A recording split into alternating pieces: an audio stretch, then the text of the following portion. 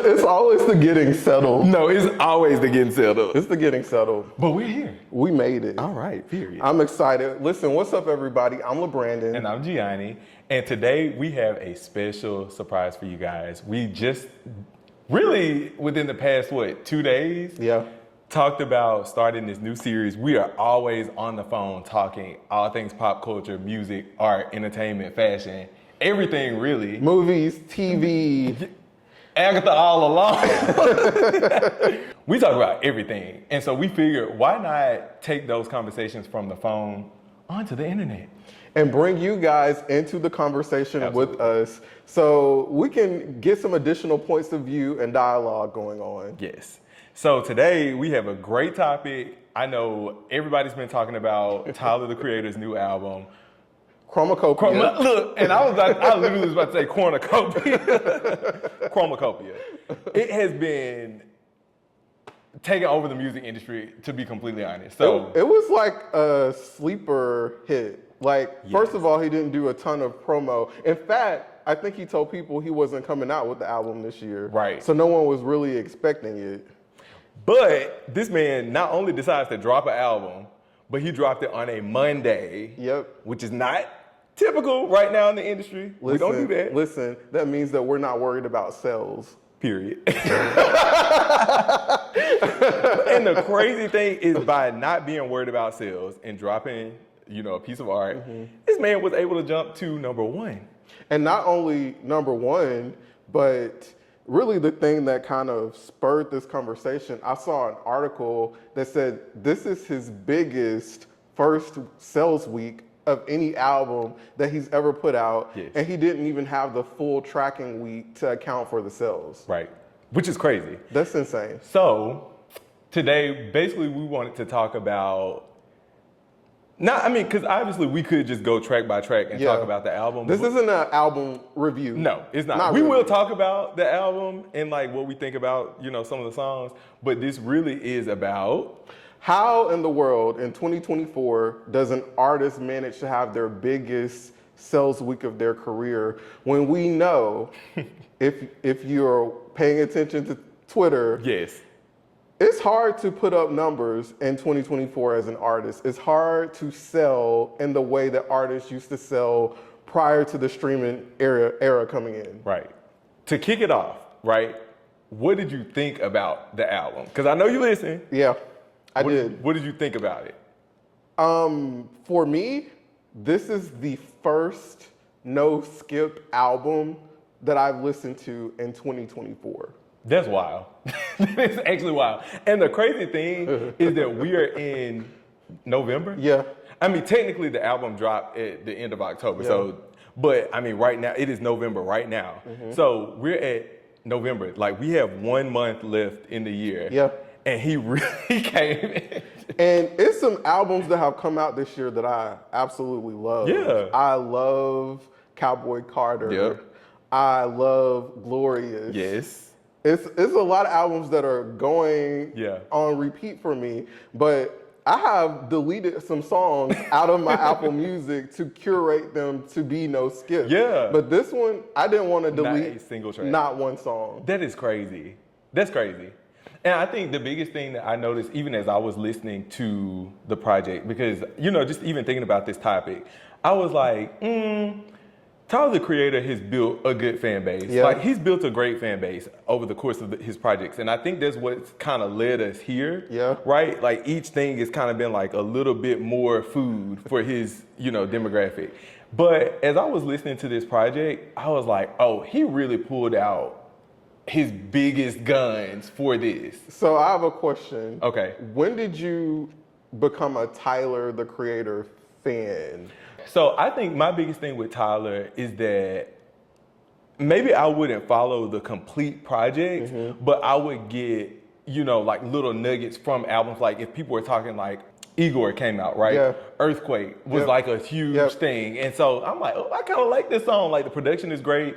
And there were actually some other tracks that I liked on that project as well. But it would just be I like these songs. I wasn't really following Tyler as an artist and following the entirety of the project, right?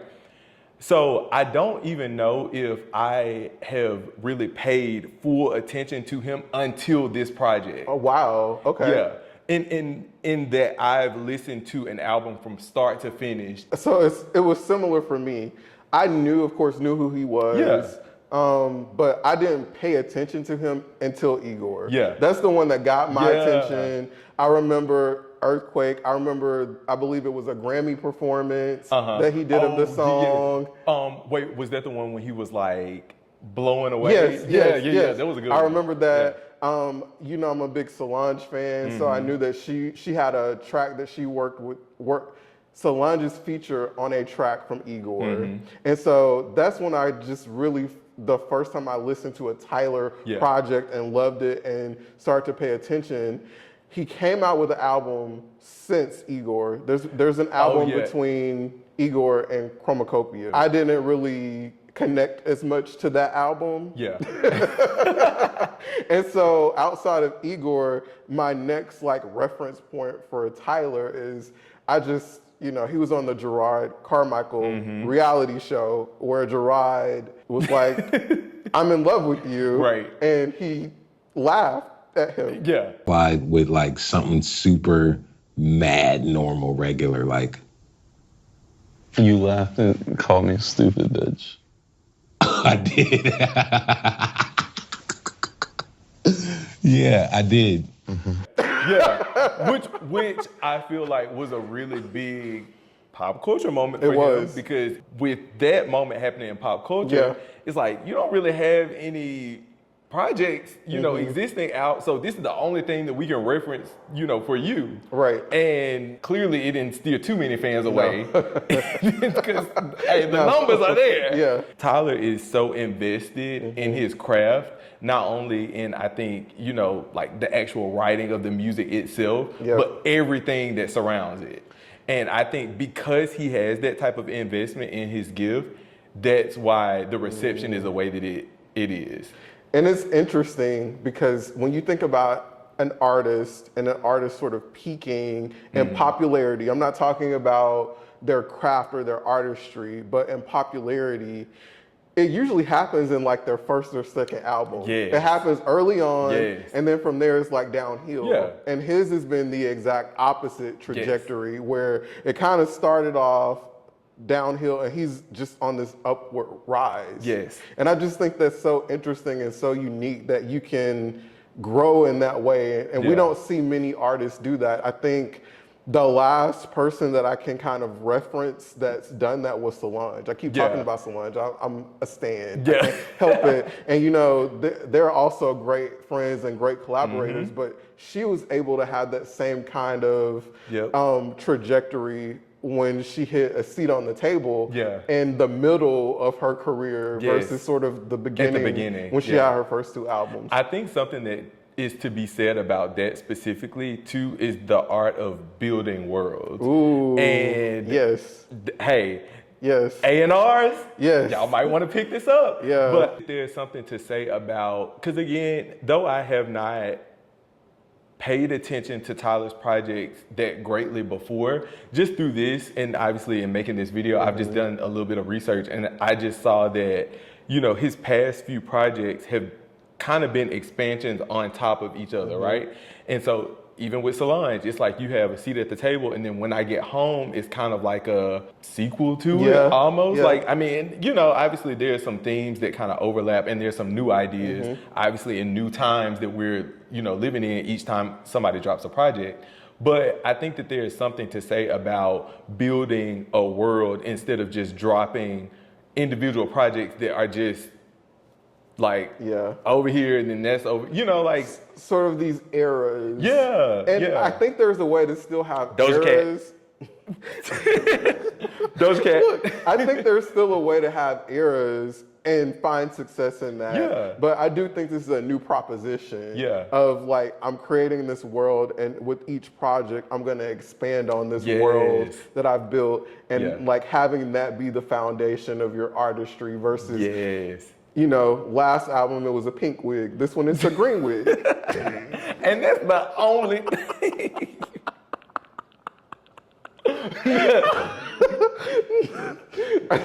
Clock that. Woo! But no, seriously. And I think, just again, calling people out like Kendrick Lamar is somebody else. And it's so funny to like name Kendrick because a lot of qualities of this project from Tyler reminded me of Kendrick. Yeah. And I think that's why I was so drawn to it, is because of the depth that it had. Like it was really good. The content. The content, yeah. The content. Yeah. There is content. Yeah. He's talking about a lot of Yeah. things that are relevant to a lot of people in a lot of ways right now. Yeah. And I think that is what makes it a no skip, because each track isn't, maybe there's a couple of party turn up tracks, Yeah. It's getting sticky. Hey, it's getting sticky. That's he gave us a fun moment. Yeah. But outside of that, and maybe another song that I can't think of right now, there's some serious content being covered in these songs around identity, around tough personal life situations, around encouraging people to really be who they are. Yep. I guess it's just rare to get that level of content in music these days. That level of content, still from an artist that can deliver and perform and receive commercial success. Yeah. Because I feel like, maybe when you look at some of the more indie artists, they're, of course, looking to achieve numbers, but for the most part, like, we get a lot of really good material from those people. And I feel like the higher you go up the ladder, and I can name a few, but the higher you go up and the more commercially successful, the less brain cell activity that you actually have to have. That's right. And so to be able to see something that performed well commercially, and that you still, and again, that's why I think I just automatically go to Kendrick, because I just think like Kendrick is such a commercial success, but he is not gonna shy away from giving us material. That's right. There's a thread that I thought about that I want to kind of get your opinion on, because I think about one thing that Chromakopia has in common with albums that have just kind of been staying at the top of the charts. I think about SZA's latest album. Yeah. And I've mentioned Solange, and I'm going to mention her again because I'm going to say A Seat at the Table. Yeah. One of the things that those two albums had that Chromakopia also has is narration that provides some context to the music. Yes. Kendrick. Yep. Solange, like you said, SZA. These are all people that have had very, very successful projects that are very artful. Yeah. And it almost gives you this like poetic, it's like a combination between like poetry and like cinema. Yep. Right? And so it's like, I can almost, these people drop visuals and stuff to go with their projects, but it's like when there's narration like that, you can almost play out the film. Yep. As the project is playing. And I love that so much. I feel like it adds so much of an artistic quality to the project. And there's also therapy. It's SZA's grandma, the voicemail. It's SZA's grandma's voicemail. It's Kendrick's. I feel like his last album actually has some self-narration. I don't think he had guests, but I think he narrated some things. I think To Pimp a Butterfly was like that too, where it was a lot of his narration, I think, from what I can remember. You have Solange, Master P, Miss Tina, Matthew. Yeah. But then on Tyler, you hear from his mom a lot. And she shared something that I'm actually really surprised that she shared. Like, she talked about, one of the reasons that his father wasn't in his life wasn't because of his father. It was because of her. And again, he's dealing with some identity things that he's been grappling with. Yeah. He puts it into his music, and I think a lot of people can relate to that. So it's therapeutic. Yeah. And I'm going to listen to that again and again and again and again because I'm finding therapy from this music. It's not just something for me to listen to. It's deeper than that. In comparison to, a lot of these other artists who do well, seemingly, we've had a lot of artists that have done well commercially, but that have dropped projects this year that did not do well. There may or there may not have been any expansion on what they've done before, or, you know, any further thought that, you know, could keep their audience interested beyond what they've already heard or seen.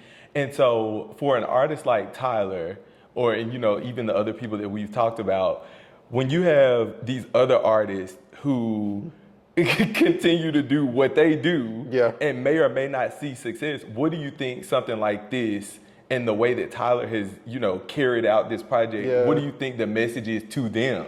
I think it's, think about your intention. Or lack of or lack thereof. Yeah. Like, what's driving you to make this music? Yeah. Like, is it because it's therapeutic for you, therefore you know it's gonna help other people? Yeah. Or is it because you haven't dropped and you need to get back out there before it dries up for you? Yeah. Or is it time for you to make some more money? Yeah. Like, what really is the intention? And understanding where the state of the world is. Oh my gosh, yes. Literally. Like read the room. Like, I mean, we're recording this obviously on, you know, the day after the election, and I will be playing A Seat at the Table a lot over the next few weeks. I'm weary of the ways of the world. Yeah, I'm going back to that. What was the other song? Mad. FUBU. You've got the right to be mad. No, for real. So, And again, going back to what we were saying, it's so crazy how that album came out 2016. It's 2024, and it is very current. That project is very current.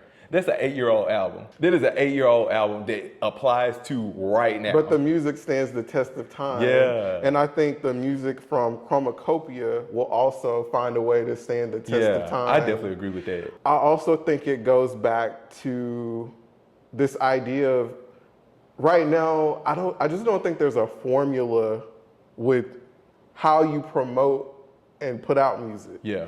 You know, our girl Beyonce, she came out with self-titled, dismantled the formula for how you promote, market, release an album. Yeah. And I think since then, it's just been topsy-turvy for the industry. With what does the rollout look like? What day do you supposed to release? Yeah. And I think this just sort of reminds artists, like, sometimes you don't need all that. Yeah. Sometimes you don't need a TikTok hit. Right. Sometimes you don't need a lead single. Because now that I think about it, so Tyler was able to sell 300K. 4 days. 4 days. Of tracking. Yeah. We didn't even get a full week of tracking. No. So I feel like if we would have had the remainder of the week, I mean, we could have been, surely by a week, we could have been approaching it. Almost 500K, you know, possibly. It took him, you know, like I said, building the world for his fan base, for his audience, and dropping quality material. That was relevant to people, that meant something to them right now.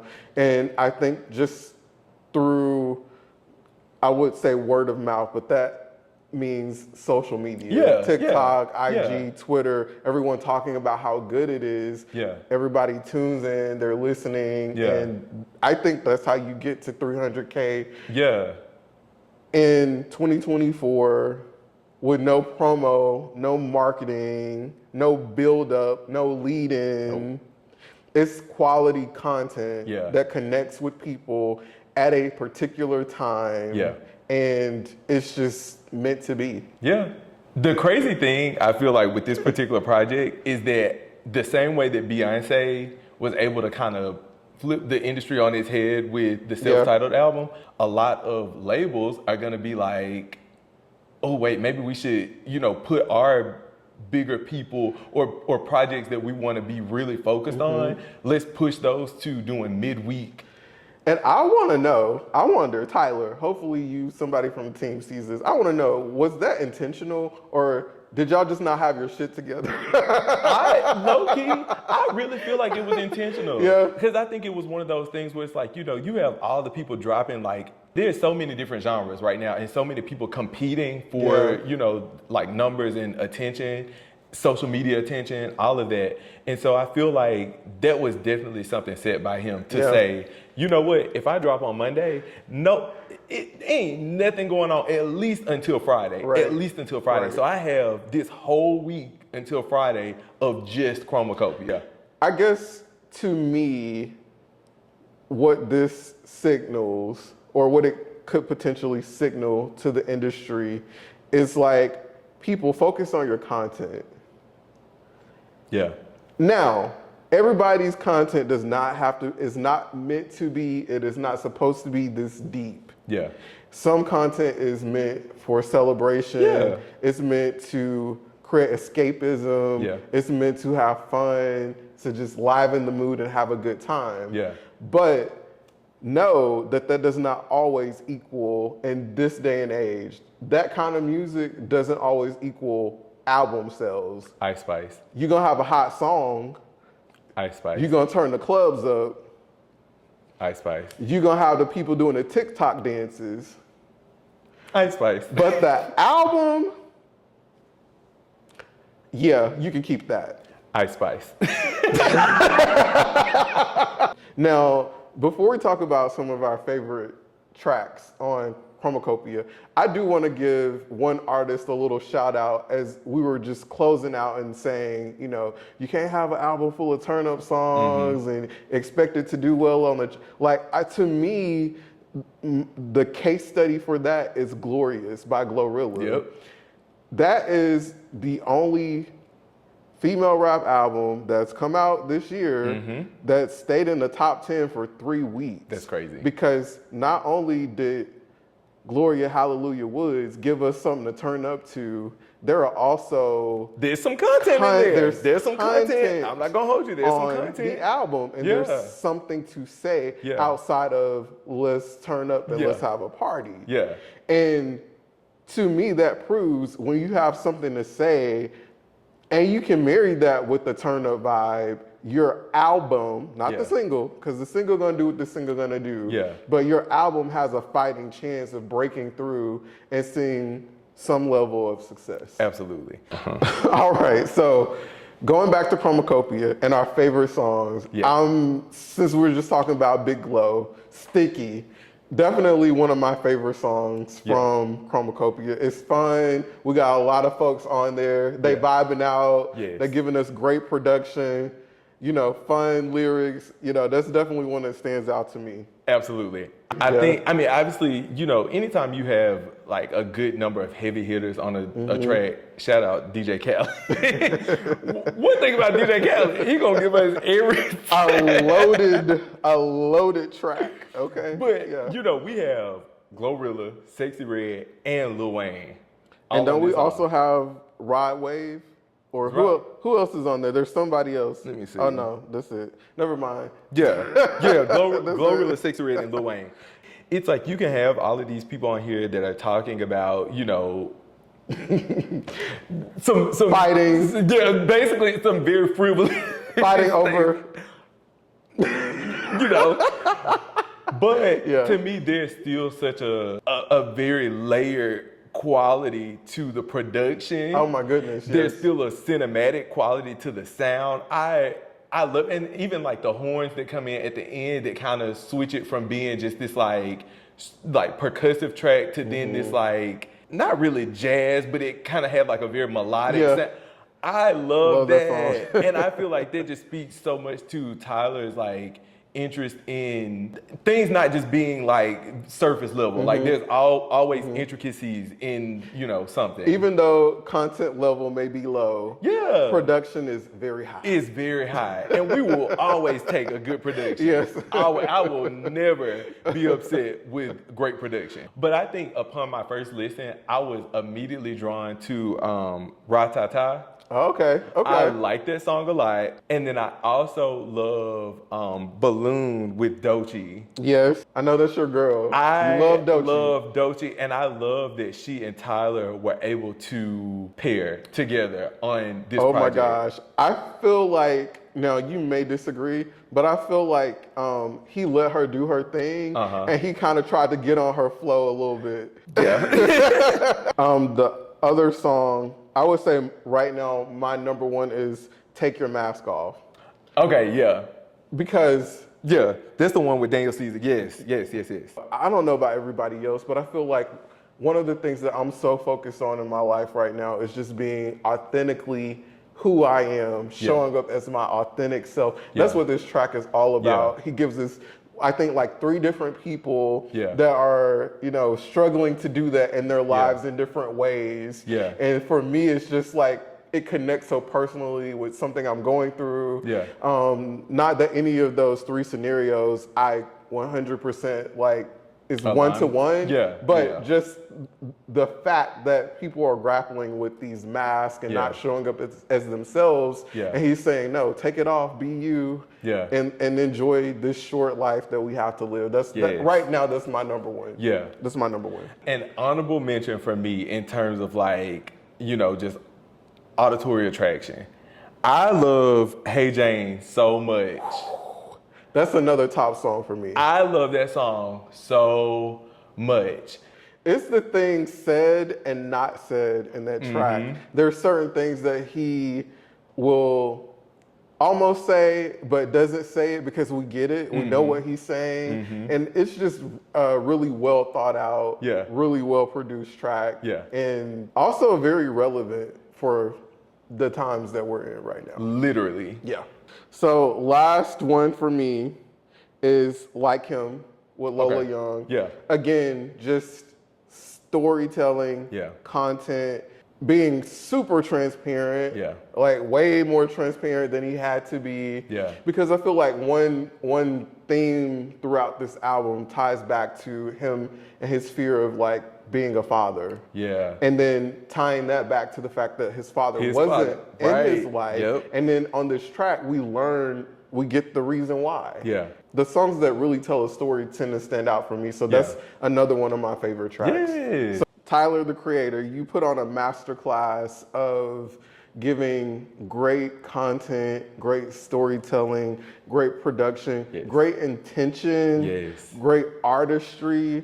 And I think the combination of all of that adds up to you having your biggest first sales week of your career and arguably the best album of 2024. I think so. I really think that we probably could put him at #1 album of the year. I know a lot of people are going to, you know, put Taylor's. Of course. Everybody's going to put Taylor's up there. I know that her numbers are astronomical. No one is selling more records than Taylor Swift. Absolutely not. Nobody. Because she did over 1 million. She did like 1 point. She did like 2001 numbers in 2024. That's crazy. Yeah, no one's doing that but her. I'm truly, like, I can't think of anybody else's project, like, very good projects that have dropped. But I think that might be #1. All right, Tyler. All right. All right. Well, we hope that y'all enjoyed our new little segment that we have created for ourselves. This was fun. It was so much fun. Like Gianni said in the intro, we talk about these things all the time. Like, you should hear some of the conversations we have before we start playing tennis, after we start playing tennis, random phone calls. We're talking about these things. So it's like, let's expand the conversation. Let's get some more people involved. So we want to know your thoughts about the new Tyler, the Creator album. Do you love Chromakopia? Do you hate it? Is it your favorite album of 2024? What are your top 3 songs? Make sure you put those in the, because that's always a thing for me too, is like, you know, when you have such a great project like this, people are drawn to such different, you know, parts of the album. And so I'm curious, like, what songs are y'all listening to? Let us know. Like, are we crazy? Are we out of our minds? Have we bumped our heads? Or do y'all agree? Well, I think that we have completely summed up this project, right? Yeah, I think so. Okay. Well, stay tuned for the next conversation. All right, bye, y'all. All right, bye.